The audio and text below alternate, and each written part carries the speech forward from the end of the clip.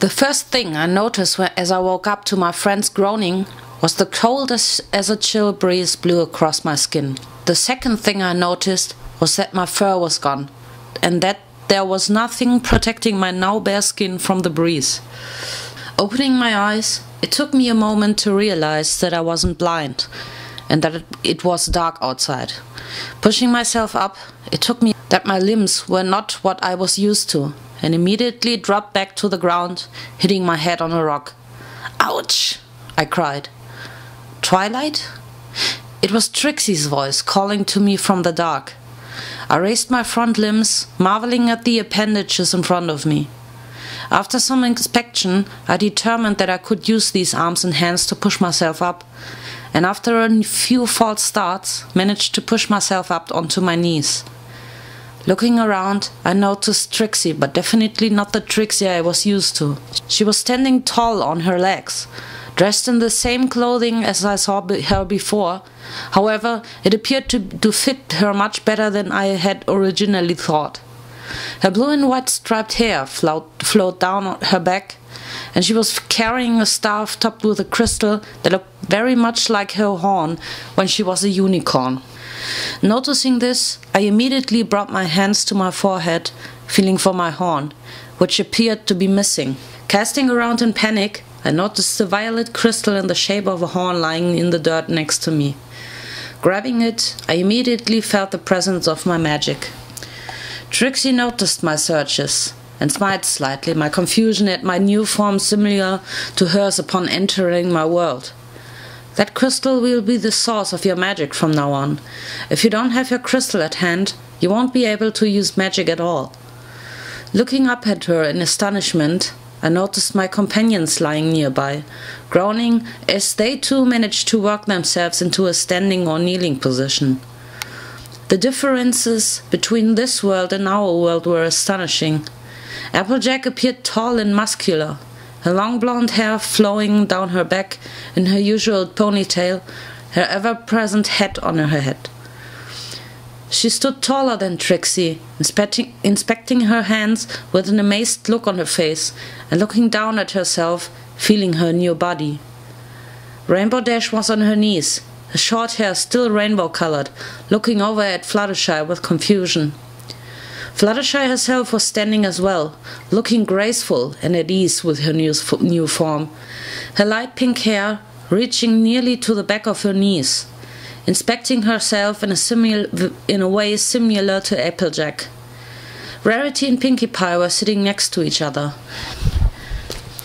Pinkie Pie's curly hair bouncing as she turned her head this way and that, trying to see everything at once while checking herself out. Rarity was sitting in shock, her purple hair reaching halfway down her back, staring down at a white crystal in her hand similar to mine. Finally, Spike was lying on the ground next to me, staring up at me in astonishment. His head was covered in short, spiky green hair. Trixie gave us an appropriate amount of time to get used to our new forms, scanning our surroundings all the while. She appeared tense, as if expecting something or someone to come out of nowhere. "We need to get moving. The longer we stay out here, the more likely we are to be found by Discord's minions." "Where are we?" marveled Applejack. She was staring out into the darkness, trying to make sense of our surroundings. For the first time I looked around. The area around us appeared desolate, dead and dying trees dotting the landscape, and broken down buildings visible in the distance. We were sheltered somewhat by a small hill, but other than that, there wasn't much to see. We're just outside the old village of Equus. We have a small base within the ruins, which we're pretty sure Discord doesn't know about. If we head to the old library, we'll be able to get into the underground base. Big Mac should be able to help us. We'll be able to get you all some clothes and something to eat. She turned and gestured towards the buildings, indicating our destination. We had all managed to get to our unsteady feet, Rarity and I clutching our crystals, and had just started to follow Trixie when what sounded like an explosion came from behind us, and Trixie let out a scream of agony, lurching forward as if struck by an invisible force. I immediately rushed forward to help her and found her clutching her shoulder, blood leaking onto her clothing. Fluttershy let out a scream of fright, cowering down behind Rainbow Dash, who was looking around for the source of the explosion, as was Applejack. Rarity and Pinkie Pie had come up behind me to see what was wrong with Trixie, their faces set in shocked expressions. At that moment we heard a voice behind us, a voice we were all very familiar with. "Well, well, well, what do we have here? I see a few rats have come scurrying out to play." I kept my hands on Trixie's shoulder as we all turned to see a tall man standing atop of the hill we had just left the shadow of. He was dressed in what appeared to be a pinstripe suit, with a deep red cloak covering his shoulders, a wide-brimmed hat on his head. Even in the darkness he appeared to be wearing sunglasses. He was surrounded by 4 other men, each of whom was armed with a rifle, one of which was smoking from the recent shot that had left Trixie writhing in agony. The man looked down upon our little gathering, and his bearded face appeared to light up. "Oh, Trixie, my dear, I thought I'd never be able to find you.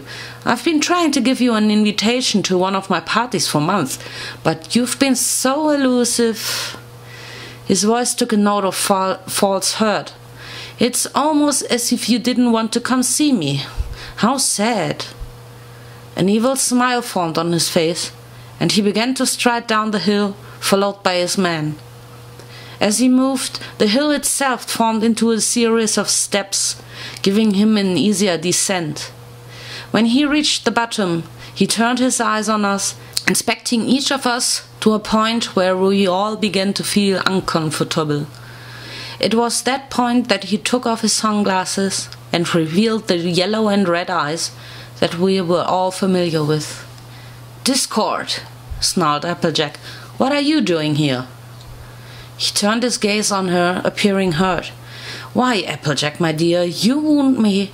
Why shouldn't the ruler of the world be able to go wherever he chooses, especially when he's trying to hunt down an errant misfit?" The shock at him addressing Applejack by name must have been apparent on my face, for he looked at me with a knowing smirk. "Oh, don't be surprised, Twilight Sparkle. Of course I know who you are. One tends not to forget the group of women that one brutally killed a few months back. You haven't been brought here to stop me, have you?" Trixie looked up at him, murder in her eyes mixed with the pain from her shoulder. "They will stop you, you bastard. They already have and know how to do it again." Discord looked curious. "I see. Now, which of my many incarnations have you fought against?" He glanced around, and his eyes fell on Fluttershy. "A simple touch should do it," he said. With that, he vanished suddenly, appearing next to the cowering Fluttershy. He proceeded to grab her by the neck, knocking Rainbow Dash to the ground, and lifted Fluttershy into the air with one hand. He drew her towards him, and his gaze bored into hers, even as she struggled fruitlessly against his iron grip. He finally released her as her face was begging to turn blue, and she landed hard on the ground, coughing and trying to catch her breath. His arrogance plain to see, he scoffed at us. "Ah, the Draconoquus. Well, he always was a bit of a softy. I am nothing like he was, ladies, so you best remember that. I've already killed you once, and I can do it again, very easily." Turning, he moved over to Trixie, curiously, as she tried to struggle against the pain while backing away from him, a look of fury and determination on her face. He stopped short of her, looking disappointed. "Ah, Trixie, and here I thought you'd be happy if you were able to bring someone else to try and kill me, even if you don't know you won't be able to bring them home again." We all looked at her as one, astonished. "Trixie?" I asked. "Is that true?" Trixie shook her head, glaring at Discord. "It's not. I can bring you home once we get rid of him." She spat in his face and continued, "I know you tricks, you slime. Every chance you get. You try to drive a wedge between people. That's how you killed them before. It won't work this time, though. They've been through your garbage already and know what to expect." Discord looked angry for a brief moment, then regained his composure as he drew out a small handkerchief and proceeded to wipe his face. He turned away from her and began to move between us all, hands behind his back. "Ah, Trixie, I thought that perhaps someday you and I could become friends, much like your princess and I, but alas, it seems that it is not to be." He glanced behind himself at her, yellow eyes glowing slightly in the darkness. "It seems that since I have you here, I must do something about you. Now, what should that be?" He struck a thoughtful pose, tapping his chin. As he was doing that, I noticed Trixie was gripping her staff tightly, ignoring the pain in her shoulder. Light was beginning to emanate from the crystal at the tip, and a moment later a blast of flame emerged from her crystal, aimed straight at Discord. He was engulfed immediately, and Trixie slumped, leaning on her staff, triumph in her eyes. "I've been saving that for you, you bastard," she gasped, breathing heavily. "I hope it hurts. That's for my friends." A flicker behind her, and her words were cut off by a grunt, as she looked down at herself in disbelief.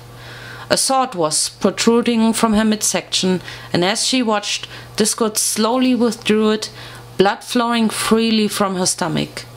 She simply dropped to her knees, despair plain on her face, as we all watched in horror.